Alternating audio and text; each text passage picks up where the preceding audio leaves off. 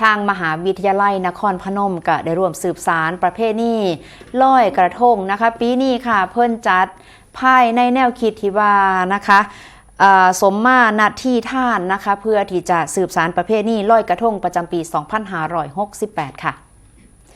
สำหรับบรรยากาศการจัดงานลอยกระทงในปีนี้มหาวิทยาลัยนครพนมก็จัดกิจกรรมภายใต้หัวข้อมหาวิทยาลัยนครพนมนะคะสมมานาทีทานประจำปี 2568 เพื่ออนุรักษ์และก็เผยแผ่วัฒนธรรมไทยอันทรงคุณค่า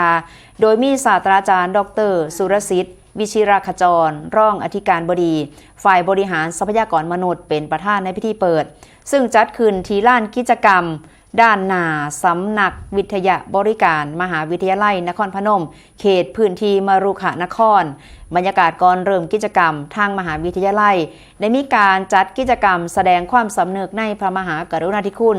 สมเด็จพระนางเจ้าสิริกิติ์พระบรมราชินีนาถพระบรมราชชนนีพันปีหลวงพร้อมกับยืนสงบนิ่งถวายความอาลัยและก็ร่วมจุดเทียนแปลอักษรถวายความอาลัยในความหมายสถิตในดวงใจไทยนิรันดร์เพื่อแสดงออกถึงความจงรักภักดีและก็ความอาลัยอย่างสุดซึ้งต่อพระมหากรุณาธิคุณอันหาที่สุดมิได้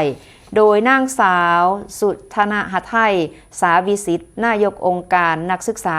มหาวิทยาลัยนครพนมบอกว่าการจัดกิจกรรมในเทื่อนี้เป็นความร่วมมือขององค์การนักศึกษา